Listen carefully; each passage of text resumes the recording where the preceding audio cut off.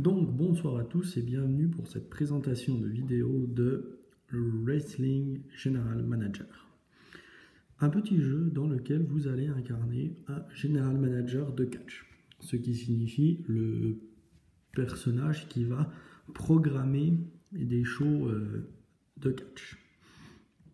Donc on a plusieurs éléments dans ce jeu. Nous avons d'abord des petits sous-sous qui vont nous permettre de recruter les différents catcheurs. Nous avons des cartes catch, nous avons une petite aide de jeu ici, qui est aussi représentée sur cette feuille, mais nous y reviendrons plus tard.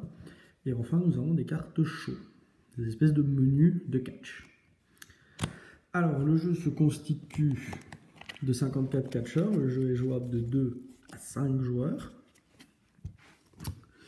Et nous avons donc les catcheurs les plus connus dans le monde du catch qui ont été un peu parodiés, mais on peut tout à fait faire ça avec des catcheurs complètement fictifs. Là, c'était vraiment pour le fun de reprendre des catcheurs un peu cartoonesques et de changer les noms. Donc, j'en montre quelques-uns vite fait. Donc, Maradi, Mick Cactus, Café King Size, Shane Minus, Yes Man, Jeff Hardy, String, voilà, bref, il y en a pour tous les goûts. Donc, comment se compose une carte? Donc, si on prend notre ami M. Hardy, on a plusieurs informations. Donc, la première chose, c'est combien il va nous coûter quand on va le recruter. Comme je l'ai dit, il est question de gérer un peu son budget, et il ne faut pas essayer de dépenser que dans les grosses superstars, sinon on n'aura pas assez de sous.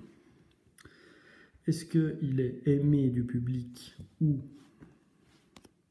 pas aimé? Ça, c'est important aussi pour programmer des combats qui vont donner suffisamment de sensations aux joueurs, aux gens, aux spectateurs, pour que le spectacle soit beau.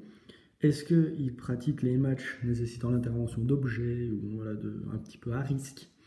Donc voilà. Et enfin, est-ce qu'il est amené à même de faire des combats en équipe, en 2 contre 2?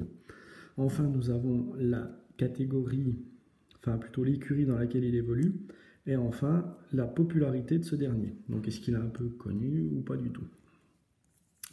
Sachant que sur les cartes un peu plus avancées, il y a aussi est-ce que c'est un poids léger ou un poids lourd? Et les autres n'ont rien. Donc ceci sont les cartes. Nous avons ici une petite aide de jeu qui nous permet de savoir quelles écuries sont rivales les unes entre elles. Donc si par exemple vous avez SmackDown contre Raw, si vous faites combattre 2 catcheurs de 1 de chaque écurie, vous obtenez un petit bonus de points. Donc c'est toujours très appréciable lorsque vous programmez vos shows. Et enfin, donc le plus important, ce sont les cartes show. Alors qu'est-ce qu'une carte show? C'est des consignes qui vont nous être données, qu'il va falloir remplir afin que notre spectacle soit le plus époustouflant possible. Donc si par exemple on commence par le plus simple des shows, nous avons SmackDown. Alors SmackDown, il contient 3 matchs. Un match simple 1 contre 1, un match simple, tout simple, et un tag team match, donc un 2 contre 2. Chaque type de combat va répondre à ses règles spécifiques. Et donc de base, toutes les règles sont précisées ici. Donc si on prend par exemple 1 contre 1, on nous dit que si on fait s'affronter un gentil contre un méchant, ce que je vous ai montré tout à l'heure ici, eh bien on va additionner la somme des popularités. Donc les étoiles de chacun, on va les additionner. Par contre, si on fait combattre un gentil contre un gentil ou un méchant contre un méchant, on additionne la popularité, mais on la divise par 2. Si jamais vous arrivez à faire combattre 2 personnages qui ont la même popularité, vous chopez un petit bonus de 3 points, ce qui peut être pas mal. Et enfin, on prend en compte les rivalités des uns et des autres. Donc, en prenant les combattants qui ne s'aiment pas spécialement, vous ferez un meilleur spectacle. En 2 contre 2, c'est pas compliqué. Si vous réussissez à faire une équipe de gentils, c'est plus 2 points. Et si vous en plus vous arrivez à faire une équipe contre eux de méchants, vous gagnez encore 2 points, donc c'est un total de 4 points. Un bonus si jamais vous faites la somme des initiatives, des popularités qui sont identiques. Et enfin, vous prenez en compte le petit chiffre en 2 contre 2. Et si vous arrivez à constituer des équipes d'écurie, qui plus est rivales, et ben vous obtenez ces bonus-là, ainsi que les 2 petits bonus prévus juste en haut. Il existe 2 autres types de matchs, le match qu'on a dit hardcore, le match à plusieurs et enfin le submission match. Pour le moment, dans le prototype, c'est ce qui est présent. Alors, maintenant qu'on a vite fait les règles de soumission, etc., enfin voilà, de 1 contre 1, on peut voir aussi que sur certaines cartes, il y a des petites règles additionnelles. Par exemple, sur celle-là, on peut observer que on va nous demander de faire un match simple en 1 contre 1, sachant qu'on veut absolument des catcheurs qui ont une popularité soit de 2, soit de 3. Ce qui nous oblige à recruter, on va dire, aussi des petits catcheurs, pas prendre que des gros catcheurs qui rapportent plein de points.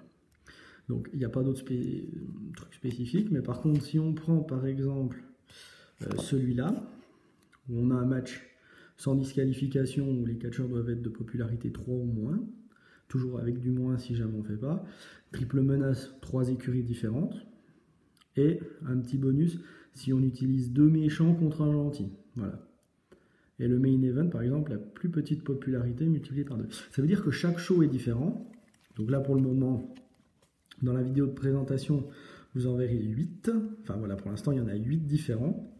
Le Money in the Bank est très connu, où on a un match à l'échelle où plus on a d'écuries différentes, plus on marque de points, etc., etc. Donc tous les shows sont connus, on va dire, des fans. Et le but du jeu, ça va être de récolter le plus de points. Et nous sommes face à un jeu, tout simplement, dit de draft. C'est-à-dire que au début de la manche, chaque joueur va recevoir X cartes dans sa main. Voilà. Alors, selon les shows, on en aura plus ou moins à peu près une dizaine de cartes. Donc, 1, 2, 3, 4, 5, 6, 10. Voilà. S'il y a besoin, par exemple, de 9 catcheurs dans le show, on a toujours le choix à la fin d'une dernière carte. Donc ce qu'on fait, c'est qu'on regarde les différents catcheurs. On prend un, par exemple, qui nous plaît, on le met devant nous comme ça, et on passe le paquet à son voisin, et on reçoit du voisin son paquet. Comme ceci. On révèle la carte. On paye, alors par exemple, lui, il coûte 5, donc je prends 5 que je donne à la banque. Voilà. Et je continue ainsi de suite.